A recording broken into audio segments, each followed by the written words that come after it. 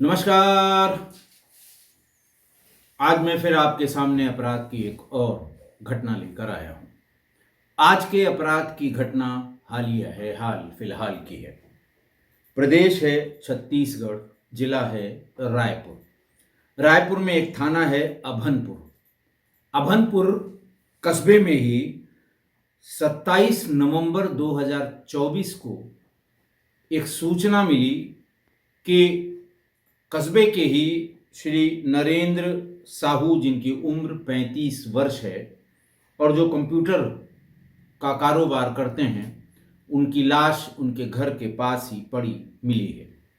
Police भागी, police ने देखा, लोगों से पूछा, घर वालों ने बताया कि उन्हें किसी पे शक नहीं है, इनकी किसी से दुश्मनी नहीं है, ज़मीन जायदाद का कोई झगड़ा नहीं है। पुलिस ने जब पंचनामा करते समय देखा तो शरीर पर जाहिरा तौर पर चोट के कोई निशान नहीं थे। ये माना गया कि हो सकता है हार्ट अटैक हुआ हो, हृदय गति रुक जाने से इनकी मृत्यु हुई हो। बहरहाल पुलिस ने उनका मोबाइल नंबर लिया घर वालों से, उसकी सीडीआर के लिए अप्लाई कर दिया और बॉडी को सील बंद करके पोस्टमार्टम के लिए भेज दिया। पोस्टमार्टम में भी cause of death could not be ascertained आया। Cause of death could not be ascertained, hence viscera preserved. सामान्य रूप से जब पोस्टमार्टम में ये नहीं पता लगता कि किस तरह से इसकी डेथ हुई है, तो विसरा प्रिजर्व कर लिया जाता है कि ऐसा तो नहीं है इसे जहर दे के मारा गया हो। विसरा की रिपोर्ट जब आई तो पुलिस के कान खड़े हुए। उसमें साइनाइड नामक जहर की बड़ी मात्रा उसके विसरा में पाई गई। इसका मतलब था कि जरूर इसको जहर देकर, या स्वयं से इसने गलती से किसी वजह से जहर खाया हो, या तो आत्महत्या की है या इसकी जहर देकर हत्या की गई है। खैर, पुलिस वालों ने घर वालों ने पुलिस वालों को हत्या की ही संभावना ज़्यादा बताई। पुलिस ने हत्या का मुकदमा लिख लिया। सीडीआर जब उसकी डिटेल पुलिस ने खंगालनी शुरू की तो एक व्यक्ति से बहुत ज़्यादा बातचीत मिली और मौत के पहले भी जो टाइम ऑफ डेथ पोस्टमार्टम में दिया होता है, उसके पहले ही उससे बातचीत भी होना पाया गया। इसको जब फिजिकली वेरीफाई किया गया तो ये पता लगा कि ये सुखवंत नाम का आदमी है, जो मूल रूप से दुर्ग का रहने वाला है। वो कंप्यूटर और फोटोकॉपी की दुकान चलाता है। पुलिस को फिर थोड़ी शंका हुई, क्योंकि मृतक भी कंप्यूटर और फोटोशॉप की दुकान चलाता था। खोरपा गांव में ये कंप्यूटर चलाने का काम किया करता था मृतक नरेंद्र, और सुखवंत वो दुर्ग में फोटोकॉपी की और कंप्यूटर का काम करता था। दोनों लोगों का एक दूसरे के यहाँ आना जाना हो गया, क्योंकि दोनों एक ही तरह का व्यवसाय करते थे। बातचीत में सुखवंत ने नरेंद्र को ये बताया कि वो तंत्र विद्या भी जानता है। किसी गुरु का नाम बताया कि उस गुरु से मैंने बड़ी लंबी साधना के बाद ये तंत्र विद्या सीखी है। फिर धीरे धीरे उसने नरेंद्र का विश्वास जीत लिया और उससे ये बताया कि हम ऐसा उपाय, ऐसा टोना टोटका या तंत्र मंत्र ऐसा कर देंगे कि तुम्हें पैसे की कमी नहीं पड़ेगी। ये जो तुम परेशान रहते हो कंप्यूटर, और बेसिकली वो कंप्यूटर जानता था, कंप्यूटर के पार्ट्स, छोटे मोटे पार्ट्स बेचने का भी काम करता था। और सबसे ज़्यादा कि गांव वालों को और आसपास के जो लोग कंप्यूटर सीखना चाहते थे, इस उद्देश्य से कि कंप्यूटर जानने के बाद थोड़ी बहुत आसानी हो जाती है नौकरी मिलने में। जहां अकाउंट्स का काम करना हो, किसी बड़े स्टोर में कोई काम करना हो, किसी बड़े ठेकेदार के यहाँ काम करना हो, तो कंप्यूटर की जानकारी आवश्यक हो जाती है। ऐसे लड़कों को वो कंप्यूटर सिखाने का भी काम करता था, इसलिए बड़ा वाइड उसका बहुत ज़्यादा जान पहचान के बच्चे भी उसके थे। तो सुखवंत ने उससे थोड़ा थोड़ा करके काफ़ी पैसे ले लिए और ये बताया कि बस अगली अमावस के बाद तुम्हें पैसा मिलना शुरू होगा, फलानी पूर्णिमा के बाद पैसा मिलना शुरू होगा। फिर कि साहब दिवाली में इसका बड़ा तंत्र मैं कर दूंगा, उसके बाद मिलना शुरू होगा। जो तांत्रिक, ये फर्जी टाइप के जो लोग हैं वो इसी तरह की बात बताया करते हैं। जब काफ़ी समय हो गया और नरेंद्र साहू ने काफ़ी पैसा सुखवंत को दे दिया, लेकिन एक चवन्नी भी उसको एक्स्ट्रा नहीं मिली, तो उसने अपना पैसा वापस करने के लिए दबाव बनाना शुरू किया कि हमें तुमने बेवकूफ़ बनाया है, हमने जितना पैसा दिया है हमारा पैसा वापस कर दो। पैसे की इस वापसी, और बड़ा नेचुरल है कि सुखवंत वो पैसा वापस नहीं देना चाहता था, क्योंकि लिया, अपना खर्चा किया। उन दोनों में कहा सुनी हो गई। फिर सुखवंत को ये लगा कि वो तंत्र मंत्र के जरिए अपना छोटा मोटा काम चला लेता है, 1500 रुपये उसे मिल जाते हैं। अगर पैसा वापस देना पड़ गया या फिर पैसा नहीं दिया तो नरेंद्र इस बात की चर्चा चारों तरफ कर देगा कि कोई इसके जाल में मत फंसो, ये फर्जी आदमी है, पैसा बहुत सा ले लिया उसने, एक नया पैसा नहीं मिला मुझे। उसने फौरन ये दिमाग लगाना शुरू किया कि कैसे इसको मार दिया जाए। उसने क्राइम शोज़ जो देखता था, इस तरह के आदमी जो फ्रॉड किस्म के होते हैं, वो किसी भी इवेंचुअलिटी के लिए, चाहे अपने ऊपर चाहे किसी के ऊपर करना हो, वो क्राइम शोज़ बहुत देखते हैं। जैसे कोई उनके लिए कोई प्लॉट बना रहा है तो उनको सतर्क हो जाएं वो, या वो किसी प्लॉट के तहत दूसरे की जान लेना चाहते हैं तो भी उसका आइडिया क्राइम शो से मिल जाए। इसी क्राइम शो में उसे ये पता चला कि साइनाइड नाम का जहर पिलाने से व्यक्ति के मुंह में झाग नहीं आता, यानी प्राइमा फेसी ये प्रूव नहीं होता या पुलिस नहीं जान पाती कि इसने जहर खाया है। और शुरुआती पोस्टमार्टम रिपोर्ट में भी जहर की पुष्टि नहीं होती। विसरा रिपोर्ट के आने में महीना 2 महीने लग जाता है, तब तक लोग इसे मान के चलते हैं कि ये इस व्यक्ति को हार्ट अटैक हुआ है। उसे ये बात या क्राइम करने का ये तरीका सबसे फिट तरीका लगा। उसने एक वेबसाइट के माध्यम से साइनाइड एग्जैक्टली तो नहीं मिलेगा किसी वेबसाइट पर, लेकिन साइनाइड का कंपोजिशन दूसरे नाम से वेबसाइट पर उपलब्ध है। उसने ऑर्डर किया और मंगवा लिया। फिर उसके बाद उसने जो वो तंत्र मंत्र के लिए जिस बकेट का या जिस लोटे का इस्तेमाल गंगा जल के लिए करता था कि ये गंगा जल लेके आया हूँ, उसी गंगा जल में उसने साइनाइड मिला दिया। और अभनपुर के इस नरेंद्र साहू को उसने 27 नवंबर 2024 को एक नर्सरी के पास बुलवाया कि भाई तुम बहुत दिन से पैसा पैसा कह रहे हो, अब मैं तुम्हारी ऐसी पूजा कर दूंगा कि तुम्हें ये कहने की ज़रूरत नहीं पड़ेगी कि मेरा पैसा वापस कर दो। खैर, जब उसको लगा कि चलो इतना कहने से ये कोई बड़ी पूजा करने वाला है, तो वो फौरन उसके पास चला गया और वहाँ पर वो अपना पूरा तामझाम, जैसे ये फर्जी तांत्रिक बनाते हैं कि नींबू, अगरबत्ती, लाल कपड़ा और वो गंगा जल जिसमें साइनाइड का कंपोनेंट मिला हुआ था वो लेकर पहुँचा। तमाम पूजा पाठ के बाद उसने गंगा जल उसके हाथ में दिया कि इसको पी लो, इसका आचमन करो 3 बार 6 बार, जो भी उसने कहा हो। और जैसे ही उसने वो गंगा जल पिया, थोड़ी देर में गश खा के गिरा और उसके बाद उसकी मौत हो गई। और ये जो आरोपी है सुखवंत, इस सुखवंत ने अपना सामान समेटा, वहाँ से 9-2-11 हो गया। जैसे ही पता लगा कि इसकी लाश पड़ी हुई है, घर के पास ही ये नर्सरी थी, वहाँ लाश पड़ी हुई है, पुलिस पहुँची। पुलिस को भी लगा कि हार्ट अटैक ही है, क्योंकि कोई चोट के निशान उसके शरीर पर नहीं है। लेकिन जब विसरा रिपोर्ट आई तो उसमें बड़ी मात्रा में साइनाइड जहर का पता लगा।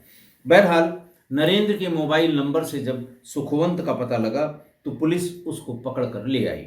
उससे पूछताछ करती रही, लेकिन वो हमेशा हर जगह गुमराह करता रहा। वो यही बताता रहा कि साहब हम थोड़ा बहुत ज्योतिष जानते हैं, ये बार बार हमको फ़ोन करते थे और ये था वो था, फलाना था ढिकाना था। और पुलिस जब कई राउंड पूछताछ के बाद उसे कोई सबूत नहीं मिले तो वो उनको छोड़ने की तैयारी में थी। इसी बीच धमतरी थाने से फ़ोन आ गया। धमतरी पुलिस ने 3 दिसंबर 2024 को उसको फ़ोन किया और ये बताया कि रुद्री थाना इलाके में एक लावारिस बाइक मिली है। 3 दिन बाद वहाँ से कुछ दूर पर एक लाश मिली। लाश की पहचान सिहावा निवासी वीरेंद्र देवांगन के रूप में हुई है, जो लापता था। ऐसा और पोस्टमार्टम रिपोर्ट ये कहती है कि उसके सिर पर कोई भारी चीज से कुचला गया है। विसरा के लिए रिपोर्ट भेजी गई थी, लेकिन वो रिपोर्ट अभी तक नहीं आई है।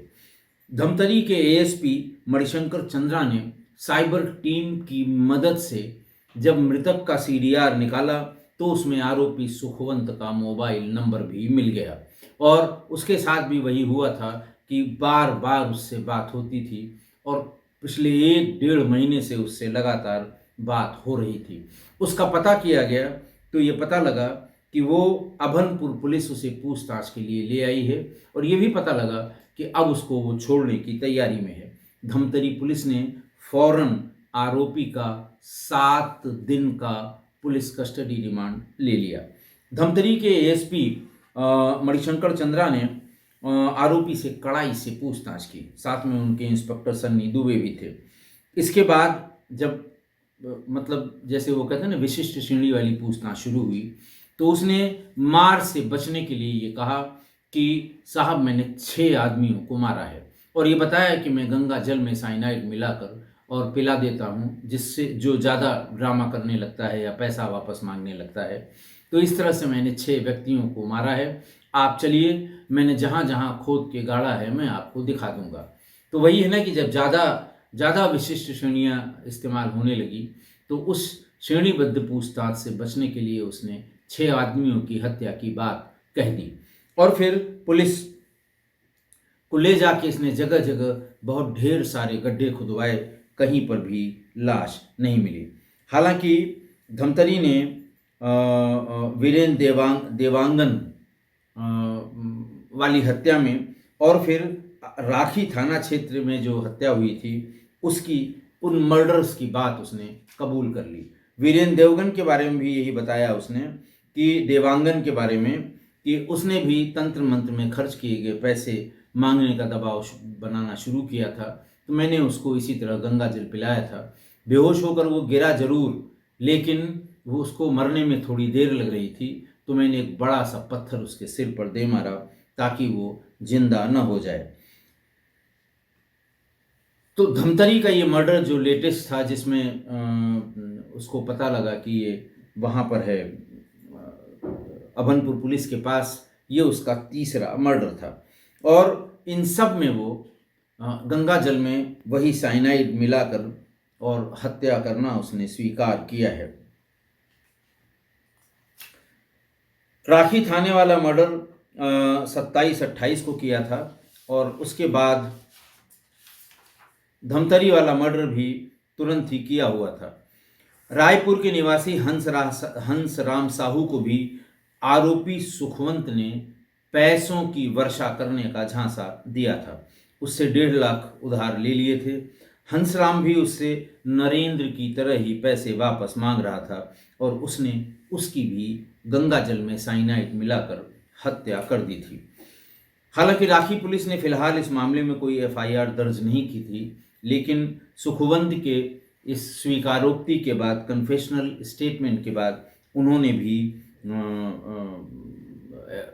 मर्डर की एफआईआर इसी सुखवंत के खिलाफ दर्ज कर ली। अभनपुर में नरेंद्र साहू की पत्नी तारणी साहू ने इसे फांसी देने की मांग की। उन्होंने कहा कि घर में 2 कुंवारी बहनें, माँ और 2 छोटे छोटे बच्चे हैं। नरेंद्र कमाई का एकमात्र जरिया था, और उसी की कमाई से पूरा घर चलता था। गांव के आसपास के बच्चों को कंप्यूटर सिखाकर शिक्षित करता था, और अब उसके पास भूखों मरने के सिवा दूसरा कोई चारा नहीं है। फिर पुलिस ने और सघनता से पूछताछ शुरू की थी। आज की घटना देखिए, मैंने बार बार अपराध कथाओं में तंत्र मंत्र, तांत्रिक, ओझा सोखा, इनकी कहानियां बताई हैं कि कैसे ये बेवकूफ़ बना के आपको लूट लेते हैं, और आप बहुत रेजिस्ट अगर करें तो हत्या भी आपकी हो जाती है। लेकिन लोग तब भी फंस रहे हैं। इस तरह की घटनाएं आखिर हो ही रही हैं। इतना सब जानने के बाद कम्युनिकेशन इतना ज़बरदस्त है आज की तारीख में कि मोबाइल में हर खबर मिलती है, टीवी पे हर खबर दिखाई जाती है, अखबारों में सब चीज़ें साफ साफ आ रही हैं, डिजिटल अखबार भरे पड़े हैं, लेकिन फिर भी लोग इन धोखेबाज कह लें या इन फ्रॉड तांत्रिकों के चक्कर में फंसी रहे हैं। चलिए, ये तंत्र मंत्र टोना टोटका ये बात तो पुरानी है, ज़माने से चली आ रही है। जब ये आपका सोशल मीडिया नहीं था, जब जानकारी के बहुत साधन नहीं थे, तब भी ये तंत्र मंत्र टोना टोटका ये चलता रहता था। और हर गांव में एक ओझा सोखा या तांत्रिक हर गांव में था। वो हर मर्ज का इलाज भी किया करता था। लोग फंसते थे और फिर अपना रुपया पैसा गंवाते थे। आजकल तो सोशल मीडिया पर अंधेर मचा हुआ है। अंधेर है साहब, अंधेर है। जो सोशल मीडिया जीवी प्राणी हैं वो जानते होंगे कि इतने ज्योतिषी, इतने टोना टोटका वाले, इतने तांत्रिक आपको रील्स में मिलेंगे कि अगर आप रील्स स्क्रॉल कर रहे हैं तो तीसरी चौथी रील किसी न किसी ज्योतिषी, ओझा, सोखा, तांत्रिक, टोना टोटका करने वालों की मिल जाएगी और वो कोई न कोई उपाय आपको बताते हुए मिलेंगे, कोई न कोई उपाय। अच्छा, आदमी की ये कमजोरी होती है कि उसको लगता है कि अगर हमारा कुछ खर्च नहीं हो रहा है और अचानक पैसा मिलने लगे, हमको धन की वर्षा होने लगे, इससे बढ़िया कुछ नहीं है। ये उसकी कमजोरी होती है।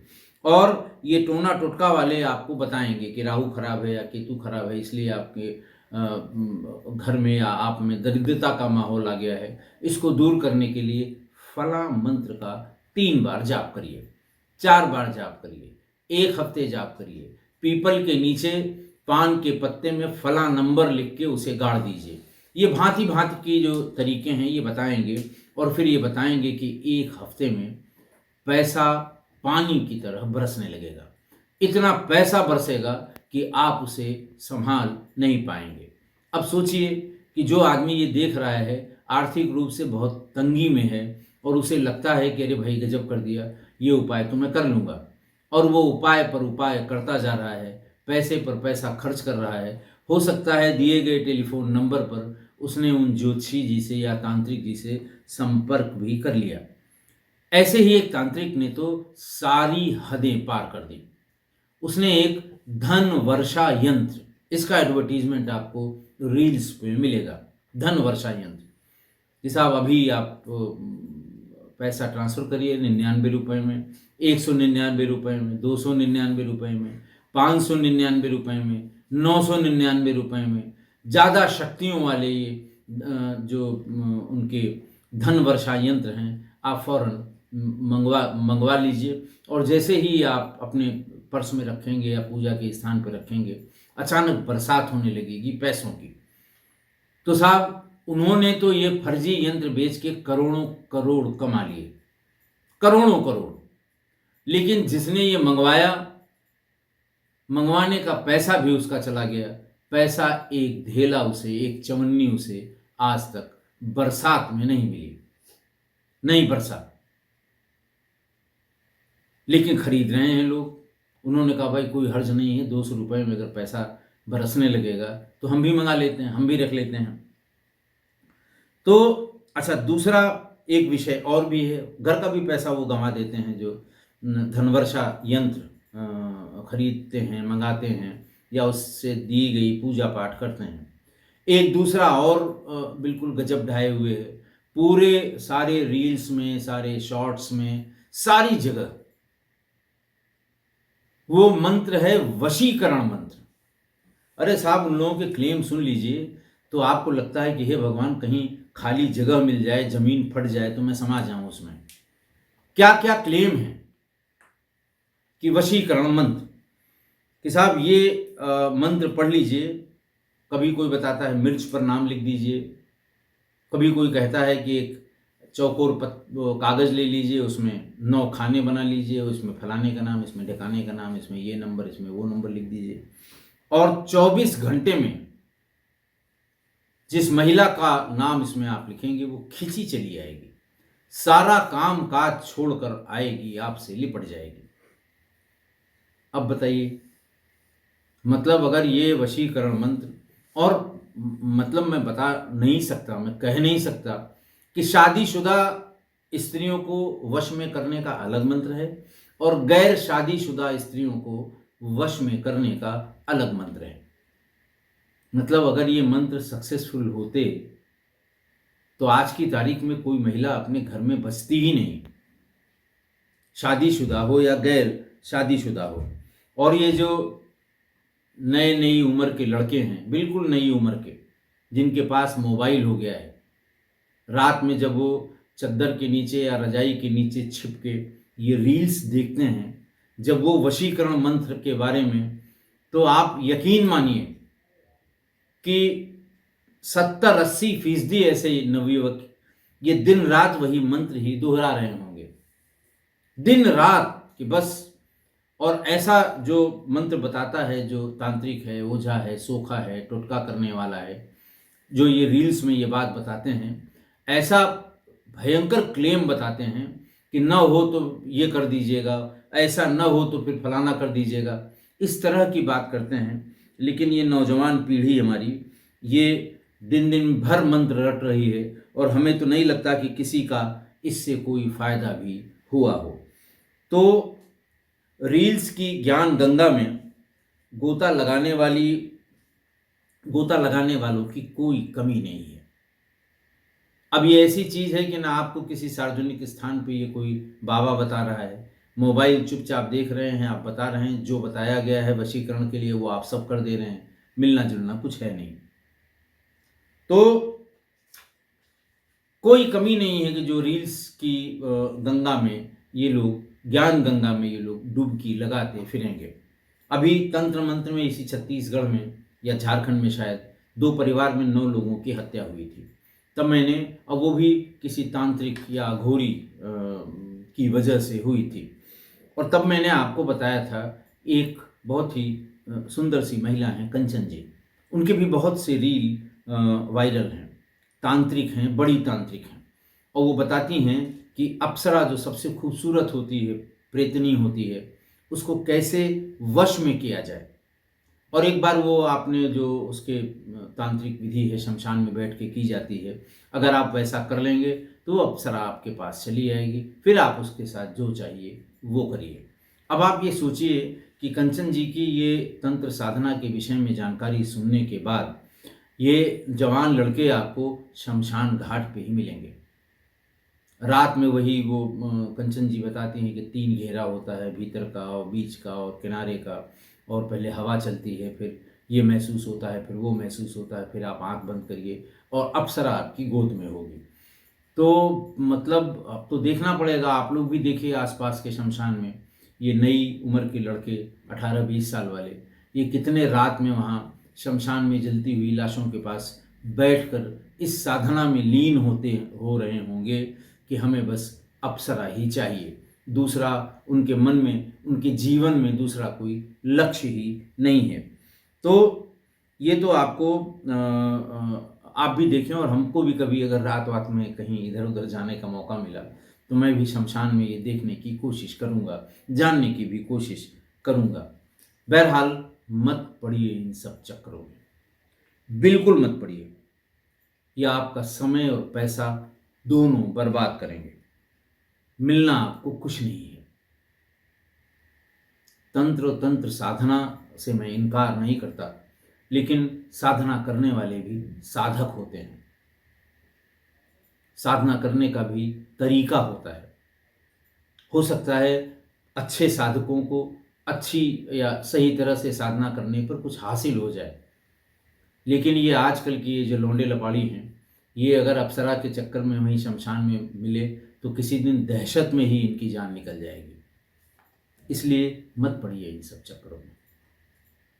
आशा है आप मेरी इस बात से सहमत होंगे। आज के लिए इतना ही, बहुत बहुत धन्यवाद।